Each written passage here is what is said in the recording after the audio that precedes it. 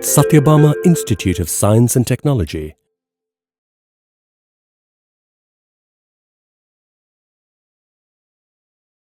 Hello everyone, this is R Geetha, Assistant Professor of Information Technology at Sathyabama Institute of Science and Technology. So today we are going to see the topic about web programming using HTML. So the course objective is to understand the web programming using HTML, and the outcome of the course is we can able to create a website using HTML elements. So HTML introduction. HTML is nothing but hypertext markup language.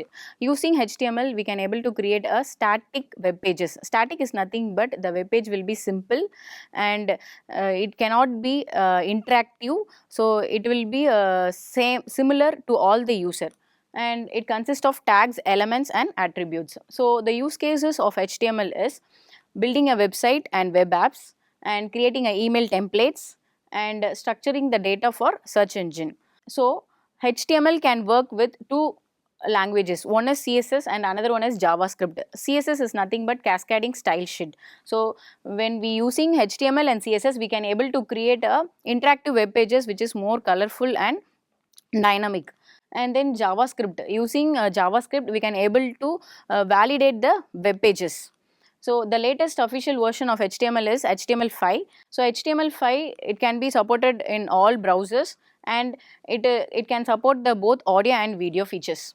Next, advantages and disadvantages of HTML. Advantages is easy to learn and use. So since the tags are very simple, we can able to easily understand and we can able to use it in ease manner. And platform independent. Platform independent is nothing but we can able to use it in all the web browsers. And free and open. Since it is a open source, there is no need of license for using the HTML, and supported by all web browsers. So this HTML is supported in all browsers. So integrated with other web technologies like CSS and JavaScript. SEO friendly. SEO is nothing but search engine optimization, and fast loading. So within a fraction of second the web page can able to load fast. And hyperlinking capabilities. So hyperlinking is we can able to move from one web page to another web page. So disadvantages is static content. So since it is the HTML, we can able to create only a static web pages, and no logic or programming features. It is a hypertext markup language. There is no need of any logics and programming features. And manual updates. So we can able to update it manually. And then vulnerable if misused. So since it is a static web pages, the attackers can easily attack the web pages. So it can be easily misused.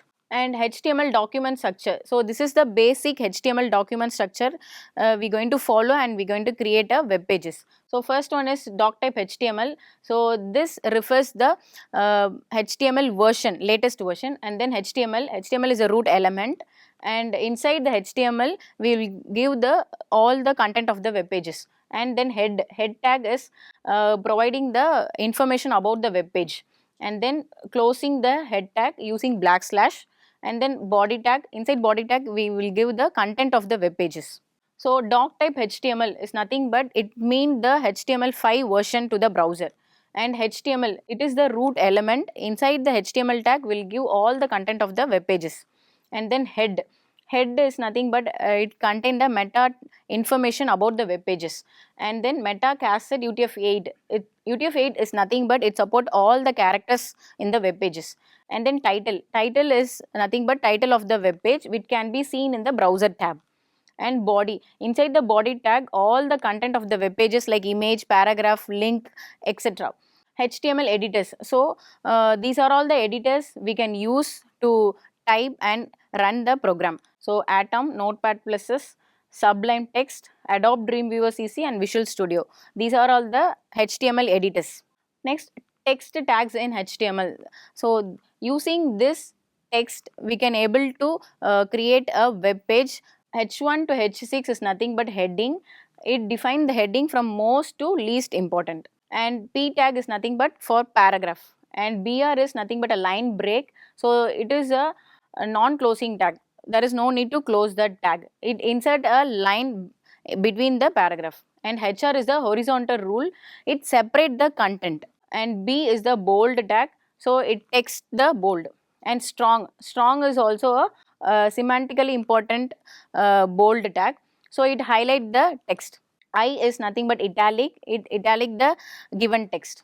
And then em emphasizes text is semantic plus visually italic. And then u to underline the text, and then mark to highlight the given text, and then small, it make the texture smaller size. And then subscript is for formulas, we can use the sub tag, and superscript for exponent we can use superscript tag. And then delete to strike the text. And then ins, it is inserted, so we can underline the text. So before we have seen so many text tag, and using those text tag we have implemented a program, and this is the output for the text tag. This is a heading, so this is a h1 heading which is highlighted and which is bold and the size is bigger. And this is a paragraph text, using p tag we can able to create the paragraph. And this is the bold, using strong tag to highlight the text. This is the italic, using emphasize tag. This is the u tag, used for underline the text, and this is a smaller text using small tag. And this is the mark tag which is to highlight the text. And this is the delete tag to delete the given message. And this is the insert tag to insert the underline in the given text. There are so many list tags available in the web pages to list the items. So in that, first one is unordered list, ordered list, and listing the items inside the ordered list and unordered list. And then description list. Inside description list there is a dt and dd to define the term and also to define the description of the term.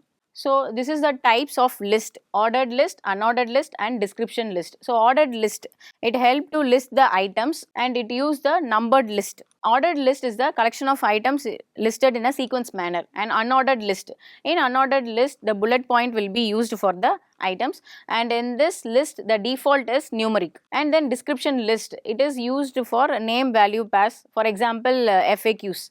And then the definition list is to define the term and definition for the particular content. So this is the ordered list. So here the numbering is displayed to list the items, and here the bulletins are used to display the items, and in description list they have given a term and definition for the particular content. So HTML iframe. So previously we have used HTML frame. So frame is depreciated and now iframe has given. So HTML iframe is nothing but to embed the another HTML page or external content into the current web page. So these are all the attributes used in iframe. Source for the URL of the web page, and width, so width of the frame, and height of the frame, title given for the frame, and then frame border, allow full screen, loading. So these are all the attributes in the HTML iframe. And then HTML table tags. So using table we can organize the data and display the data in rows and columns. So to create a table we have used the set of tags: table tag, tr tag, td tag, th tag, and then t head, t body, t foot, caption, and column group. So these are all the tags to create a table. And then table row, table data, table header cell, to group the header, and then footer. And to create a title for the table we have given a caption, and to group a column we have given a column tag. And then HTML forms. So form is nothing but we are collecting the input from the user and sending it to the server or database using JavaScript. So these are all the tag we have used to create a HTML forms. So we use input type. If it is a text we can use it for a text, and if it is a password we can use the input type equal to password, and if it is a email we can give input type equal to email, and for number we can give it as number, and if it is a radio button or checkbox we can give the input type as radio button and checkbox. So text area is nothing but if there is a multiple line we can give the text area. And then select option is these are the two tags for used for drop down.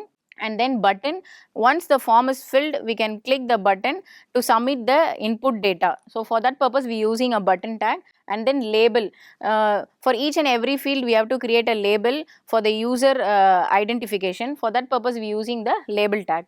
From the above text tags and table tag and form tag, iframe tag, I have created one sample program.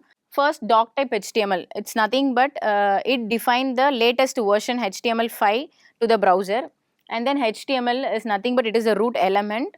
and head tag. Inside the head tag I have given the title of the web page. So title is HTML element example, and then I going to style the table, iframe and then form. So using the style tag. So inside the style tag I have given the width and height for those tables and iframes, and then I am closing the style tag and closing the head tag and opening the body tag. Inside the body tag I have given a list. First I have given a heading. Heading is welcome to my sample web page, and I have given a paragraph about the web page, and then I have given the list tag. So I have used unordered list and ordered list to list the items. First items is my favorite fruits and second one is steps to make a tea. So using the list I have given some values to list the items in the web page. And then I have created a table, simple table, student grade as a heading, and then I have given a two header, one is name and another one is math, and I have given a two values, Alice 85 marks and Bob is 78 marks. So using this value I have created one table. And then iframe, I have created one iframe, and the iframe heading is Google homepage in an iframe. So in iframe I have given the website link and I have given the width and height for that particular iframe, and I have created one form. So in that form, it is a simple form, contact form. From in this form I have getting a input from the user name and email ID. So label is name and input type is text, and the second label is email ID and the input type is email. So after filling the form, the user can able to submit the form using submit, and then I am closing the form tag and I am closing the body tag and I am closing the HTML tag. So if I run this program in the text editor, I will get this output. So first, welcome to my sample page. So this is the heading 1 I have given, and these are all the headings: my favorite fruit, steps to make tea, student grade, Google homepage in an iframe, contact form. So these are all the heading I have used h1 to h6 tags. And then I have used the paragraph tag. That paragraph tag says this page demonstrate various HTML elements. So I have given a line. So there is a line between the content, that is a horizontal line using HR tag. And then I have used the list tags, ordered list and unordered list, to list the items. So these are all the items: apple, mango, boil water, add tea, pour into the cup, add sugar. So these are all the list I have given, and I have given a numeric, and also I have used the bulletin in the web page. So next I have created a table. In that table I have given two values, and then this is iframe. I have given a width and height to the iframe. So inside the iframe I displayed some content about Sathyabama logo. And then contact form, this is a form we get input from the user. So I have given only two values, one is label and another one is email. So after entering the name and email, we can able to submit the button. So this is the basic web pages using HTML. So in further classes we can able to see the dynamic and interactive web pages when we use it with CSS and JavaScript. Thank you.